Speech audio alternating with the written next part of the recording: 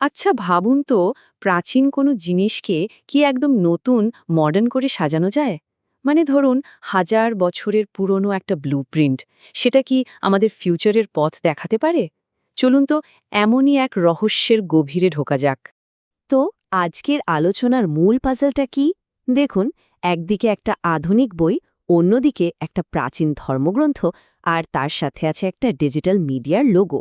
প্রথম দেখায় মনে হবে এদের মধ্যে তো কোনো মিলই থাকার কথা না, কিন্তু আসলেই কি তাই? এদের মধ্যে আসল কানেকশনটা কোথায়? চলুন খুঁজে বের করি। একদিকে দেখুন দি আর্কিটেক্টস অফ টুমরো নামের একটা বই। নাম শুনলেই বোঝা যায় ভবিষ্যতের কারিগরদের নিয়ে লেখা। আবার অন্যদিকে দেখুন এমএফটিভি প্রেসের একটা বেশ মডার্ন লোগো। দেখেই মনে হচ্ছে ডিজিটাল মিডিয়ার কোনো প্ল্যাটফর্ম। দুটো যেন দুই মেরুর জিনিস, তাই না? কিন্তু আমাদের গল্পের শুরুটা কিন্তু ঠিক এই দুটো জিনিসকে এক করেই।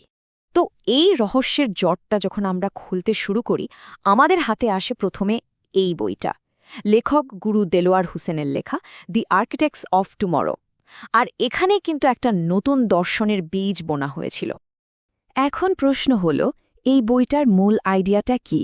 আসলে এর মূলে আছে একটা স্বপ্ন, একটা আলোকিত সভ্যতা বা এনলাইটেন সিভিলাইজেশন তৈরি করার স্বপ্ন। আর এই যে লোগোটা দেখছেন, এটাই সেই স্বপ্নের প্রতীক। এই আইডিয়াটাই কিন্তু আমাদের আজকের আলোচনার একদম কেন্দ্রে। বইটার কভারে আর লোগোটার দিকে যদি ভালো করে তাকানো যায়, তাহলে দেখবেন সেখানে খুব পরিষ্কার করে এই আন্দোলনের লক্ষ্যগুলো লেখা আছে। জাস্টিস, লিবার্টি, প্রসপ্যারিটি, মানে ন্যায় বিচার, স্বাধীনতা আর সমৃদ্ধি। লক্ষ্যগুলো কিন্তু বেশ বড় আর মহৎ, তাই না? কিন্তু প্রশ্ন হল, এত বড় একটা স্বপ্নের ভিত্তিটা কোথায়? এখান থেকেই আমরা গল্পের আরও গভীরে যাব, একদম এর উৎসের খোঁজে। কারণ এই যে আধুনিক দর্শন, এর শেকড় কিন্তু লুকিয়ে আছে একটা প্রাচীন ধর্মগ্রন্থের ভেতরে। চলুন তাহলে দেখা যাক সেই প্রাচীন ব্লুপ্রিন্টটা আসলে কি বলছে। আমরা কথা বলছি সূরা আল-হাজ নিয়ে। এটা কোরআনের ২২তম অধ্যায়। এখন মনে প্রশ্ন আসতেই পারে, তীর্থযাত্রা নামের একটা অধ্যায়, সেটা আবার একটা নতুন সভ্যতার ব্লুপ্রিন্ট হয় কিভাবে? এর কারণ হলো, এই অধ্যায়টা শুধু কোনো ব্যক্তিগত ধর্মীয় যাত্রার কথা বলে না, বরং এটা একটা কমন লক্ষ্য বা কমন গোলের দিকে এগিয়ে যাওয়া একটা ঐক্যবদ্ধ সমাজ তৈরির মূল নীতিগুলো তুলে ধরে। এখানে সৃষ্টি আর পরকাল নিয়ে একটা খুবই শক্তিশালী যুক্তি দেওয়া হয়েছে। বলা হচ্ছে, আচ্ছা, পুনরুত্থান নিয়ে সন্দেহ আছে? তাহলে একবার নিজের সৃষ্টির দিকেই তাকিয়ে দেখো, কিভাবে সামান্য ধুলো মাটি থেকে এত জটিল একটা প্রক্রিয়ার মধ্যে দিয়ে মানব জীবনের শুরু হয়। এই অধ্যায়ে মানুষের ভেতরের যে নৈতিক আর আধ্যাত্মিক লড়াই, সেটার একটা দারুণ ছবি আঁকা হয়েছে। মানে এখানে এমন কিছু মানুষের কথা বলা হয়েছে যারা বিশ্বাস আর অবিশ্বাসের মাঝামাঝি দুলতে থাকে, আর তাদের শেষ পরিণতিটা দুটো একদম ভিন্ন পথে চলে যায়। এই আয়াতটা হলো কন্ডিশনাল ফেথ বা শর্ত সাপেক্ষ বিশ্বাসের একটা চমৎকার উদাহরণ। মানে এখানে এমন মানুষের কথা বলা হচ্ছে যাদের বিশ্বাসটা টিকে থাকে জাগতিক পাওয়ারের ওপর। যখন ভালো কিছু হয় তখন সে খুশি, সবকিছু ঠিক আছে। কিন্তু যেই কোনো পরীক্ষা আসে, অমনি সে মুখ ফিরিয়ে নেয়। বিশ্বাসের এই চ্যালেঞ্জটাকেই এখানে ফোকাস করা হয়েছে। এখানে দেখুন, বিশ্বাসী আর অবিশ্বাসীদের পরিণতির পার্থক্যটা কত পরিষ্কারভাবে দেখানো হয়েছে।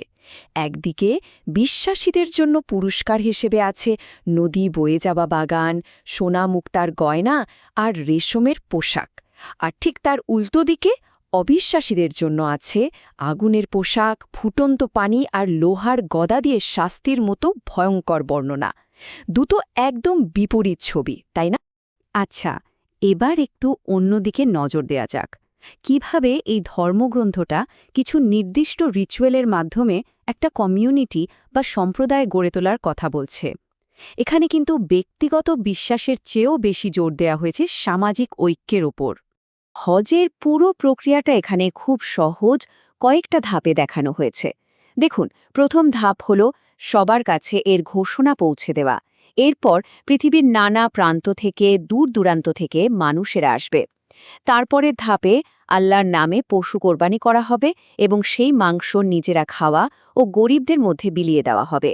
আর একদম শেষে পবিত্রতা অর্জন করে প্রাচীন কাবাঘর প্রদক্ষিণ করা। কিন্তু এই সব কিছুর মধ্যে সবচেয়ে জরুরি বিষয় কোনটা জানেন? সেটা হলো, কোরবানির মূল উদ্দেশ্য কিন্তু মাংস বা রক্ত নয়, আসল জিনিসটা হলো এর পেছনের আধ্যাত্মিকতা, এর পেছনের নিষ্ঠা। যেমনটা এখানে বলা হয়েছে, আল্লাহর কাছে কিন্তু মাংস বা রক্ত পৌঁছায় না, পৌঁছায় তাকুয়া বা আন্তরিকতা। মানে বাহ্যিক আচারের চেয়ে ভেতরের উদ্দেশ্যটাই আসল। তো এতক্ষণ তো আমরা প্রাচীন দর্শনটা দেখলাম। চলুন এবার এটাকে আধুনিক মিশনের সাথে কানেক্ট করি।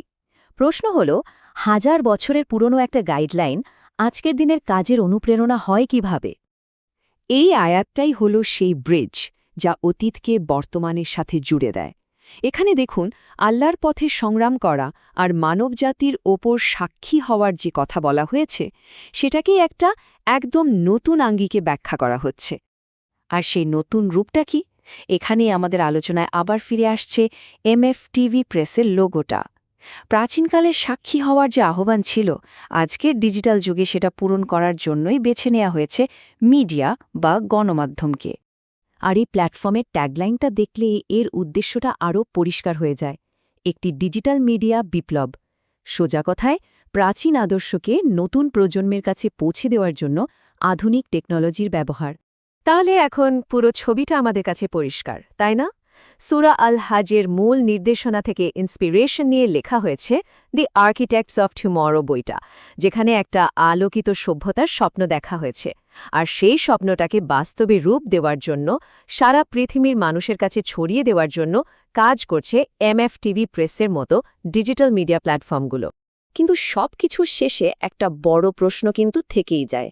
আজকের এই যে এত দ্রুত বদলে যাওয়া পৃথিবী, এখানে আমাদের ভবিষ্যৎ ডিজাইন করার জন্য প্রাচীন কোনো ধর্মগ্রন্থের উপর নির্ভর করাটা কতটা যুক্তিসঙ্গত? এগুলোর কি আসলেই আজকের দিনে কোনো রেলেভেন্স আছে, নাকি এগুলো শুধুই ইতিহাসের পাতায় থেকে যাওয়ার মতো? এই ভাবনাটাই সবার জন্য রেখে গেলাম।